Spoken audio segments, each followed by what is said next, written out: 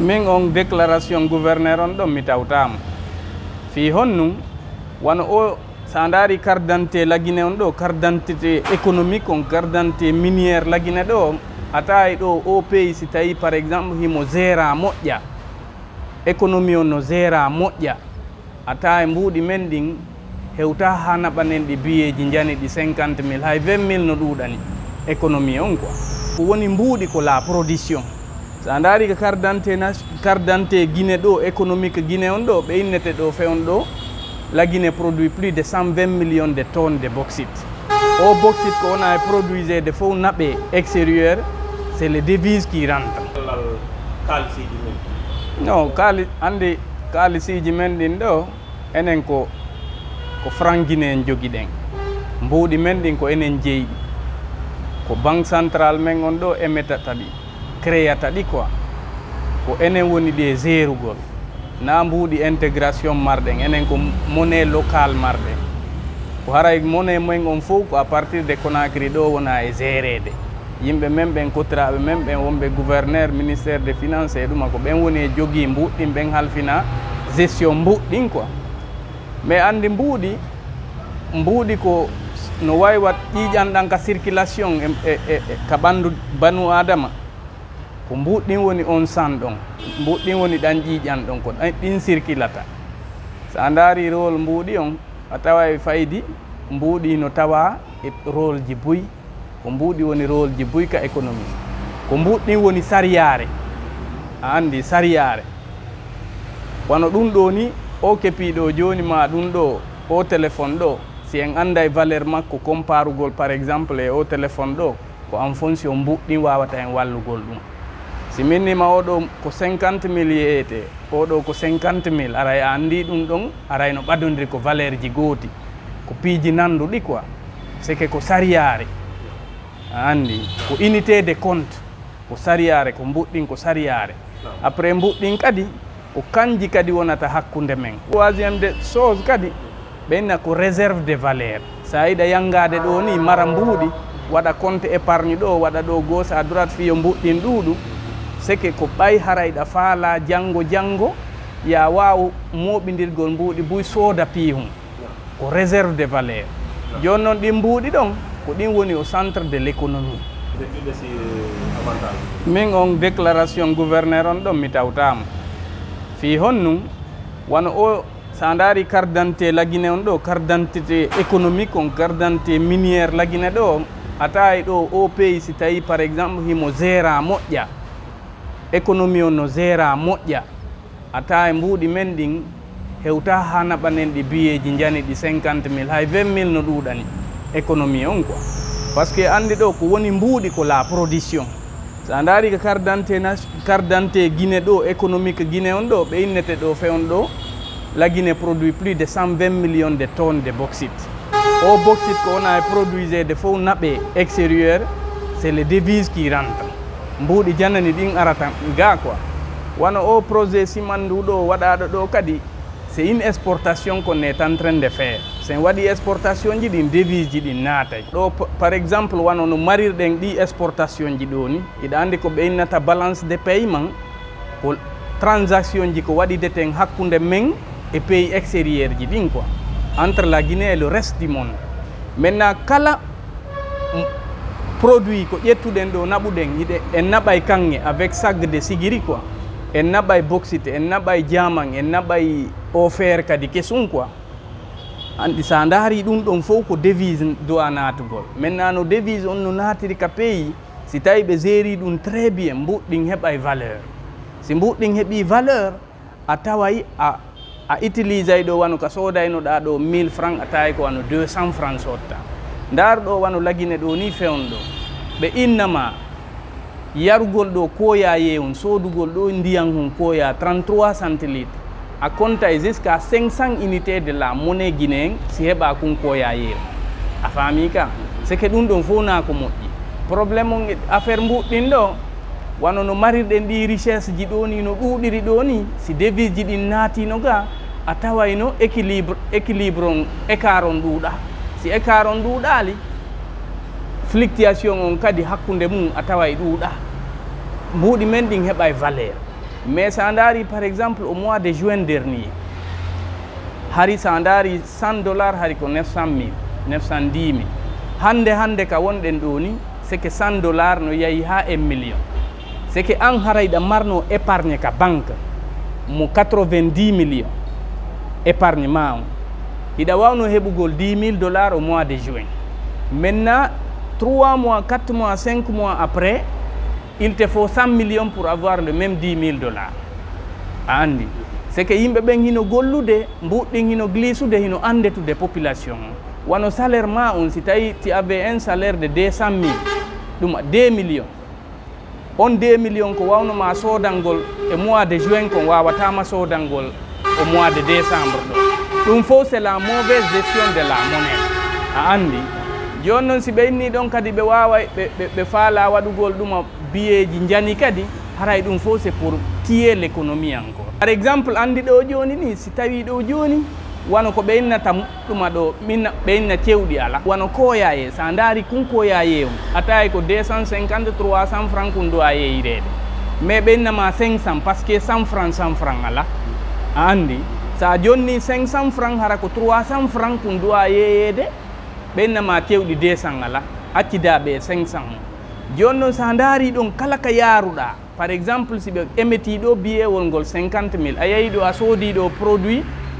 e nder a waɗi e forêt sac 47 000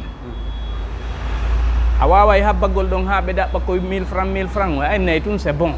sa jonni ɓeygu ma kadi ɗo joni hara ko 45 000 duwaɗamo jonnugol dépense o yeeyi ka makiti o innayi 5 000 on hara a muññike ma a andi c'est que ɗuytayi pouvoir d'achat population. Donc on solution momon o liye ɓe moƴƴi en kalisi ɗi towɗi go kadi koye ɓe ɗaɓɓuno ɓe renforcera poids valeur woduɗi ɗin e renforcegol valeur woduɗi ɗin ko littugol contre la corruption et l'évasion des devises wano si devise ji ɗin ari ɗo joni an hiɗa faala yawgol ɗaɓɓoya ɗo ɗin devise ɗuma ɗaɓɓoya marchandise à l'extérieur hara heɓa e devise facilement mais so tawi devise ji wonnaɗi e addede ɗin iɓe suuɗude ɗi i contradiction no ɗon sino mbuɗɗin ça devait s'apprécier mbuɗɗi no duwano par ce que si exportation ji ɗin ɗuuɗi pour importation ji ɗi mbuɗɗin hino duwa heɓugol valeur mbuuɗi local ɗi si tawi noon ko importation ji ɗin ɗuuɗi par rapport aux exportations là haray ɗo mbuɗɗin ɗi jippoto joni noon enen au fur et à mesure que le pays exporte les minerais de fer, la bauxite, l'or, le diamant, iɗen consatude mbuɗɗin kadi ala heɓugol valeur ɗi yanude. C'est un contraire. Corruption on no tawa. Kala par exemple si ɓe innima ɗo joni an hiɗa mari salaire le SMIC guinéen c'est à 500 000 non 500 000 est-ce que toi tu as besoin d'un billet de 100 000 pour avoir ton salaire de 500 000 et nder 500 000 sa yoɓama 500 000 ɗo SMIC guinéen 550 000 hiɗa andi ɗum ko biyeji jowi noon ça veut dire quoi o ɗuma ɗo importance on ɗo fof ko yimɓe marɓe jawdi ɓe les gens qui sont corrompus là les gens qui entretiennent la corruption les hauts percés là ko ɓen faala no ɓe ko ɓen faala yo ɗin mbuuɗi ɗon yoɗi imprime ɗin 100 000 ji hiɗa andi ko fi honnum par ce que hara hiɗi weli ɗuma corruption on no weli waɗugol siɗa joni hiɗa wawi ɗo si tawi hara par exemple avant pour voler 10 millions il te faut un sac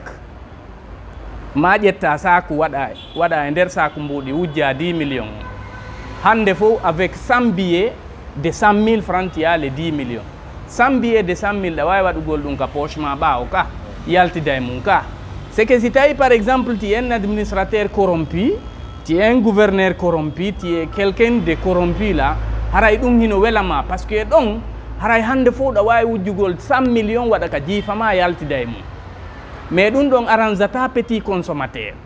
a andi petit consommateur ɗum ɗon arrangeatamo few wano an ɗo joni sa ƴetti ɗo 100 000 50 000 a yeeyi ɗo a ɗumannike ɗo a taway waɗugol cewɗi à tout moment si tawi par exemple toi tu as 50 000 de dépenses par jour hara ko biyewol goto lendoton ɗum fof ça encourage moƴƴa na leydi ndi andi Zimbabwe heɓuno ɗum ɓe moƴƴinno ɗo hay biyewol ngol 1 milliard, ça a plongé l'économie zimbabwéenne. donc ɗum ɗo na solution na solution no honno gaddete ha ɓe waɗa wonɓe gérude jawle men c'est que hay communication on si tawi par exemple sa ndaari communication gouverneur on a tawi c'est une communication décalée. Sa nani himo inna kanko PIB lagine on hari ko 8 milliards en 2015. Maintenant, après 10 ans, PIB on yahi à 40 milliards de dollars. C'est pour cette raison qu'il veut imprimer des coupures de 50 000, 100 000. Ça, c'est contradictoire. Ça en arrive aux États-Unis. Population on intervalle entre 2015 et 2025, population américaine est de 30 millions d'habitants. Mais ay ali hibe dumanno hibe imprima billet ji jani fi dum ka Union européenne be supprimino billet de $500 depuis 2019 andi fi on pour ne pas encourager la corruption afamika on n'a pas un problème de billets afamika problème on ko appréciation de la monnaie on dépréciade tant que on dépréciation no wadde haray dumanna et puis ça de encore il faut encourager le paiement électronique. La monnaie électronique, carte bancaire, virement, carte de crédit, Orange Money, Mobile Money. Par exemple, Ando Jonity a un salaire de 2 millions, 3 millions. Mais connecte compte et compte Orange Money. Si vous avez virement ka banque hara aray ka Orange Money. À partir de Orange Money, il y a yaltu goldo si chauffeur taxi ben a ƴayiɗo wano ha Koza ma ha Bambeto ɓe chauffeur jon inni ko 15 000 crédita compte makko on débita compte ma on crédita compte makko maintenant si o waɗiri noon client on durant toute la journée o amasi un montant une somme de 200 000 300 000 so fokkiti yawgol ka lavage kanko kadi so ari to yi goɗɗo ka lavage woni mo lootude taxi o makko fon o yaaka suudu o ƴetta 30 000 ma 35 000 o crédita compte on ɗon on kadi o ka lavage arana papier arana kaydi a faami so o créditi compte on ɗon oye moɗon o yaaka station o innamoɗo wadde carburant fino fuɗɗitora golle bimbi kadi so ari kadi ka station ɗon kadi o crédita compte station on o ƴetta carburant hara ko ɗum ɓeynata monnaie électronique gouverneur on ko ɗum ɗon duwano encourage gol au lieu de encourage gol création des gros billets anni ɗon tan inni ko wona wiyede simandu ɗum no wawi impactude gurdam jama on citoyen ɓen ka base arana wonɓe gollude ka société ji min ɗi non impactayno par exemple sa ndaari ɗo joni ɓe inni ɗo c'est 8 milliards de tonnes de fer simandu ara par exemple ɓe etino sa ndaari d'abord no ɗi entreprise ji ardi ɗo ni ya Baustel ça c'est un géant minier de la sidérurgie quoi. Sandari Chainalco, Sandari Rio Tinto, Sandari Winning Consortium, ça c'est des multinationales qui sont au-dessus des PIB de certains pays. Tu comprends? Leur budget dépasse les PIB de beaucoup de pays. Afami, jonon si ben arido inni do joni kambe harako dum dans les conditions normales, on traitement simandu do min harako min lamino nano yarayno. Fi honnu en etotono ha hendo den usine sidérurgie din kamen do ni imagine transformer 8 milliards de tonnes de fer, ça c'est des milliards de dollars. Maintenant la Guinée ici ça andari routier la Guinée do ma andari système on do moi à partir de 30 à 40 milliards de dollars on peut sortir la population guinéenne de la pauvreté et arrêter au DPJ ko wona waɗede ɗo grève ji enseignant mal payé ɗum ɗo mal payé ñande be ñande il y a des frustrations aussi dans le pays quoi andi monsieur Balde ne weltanike on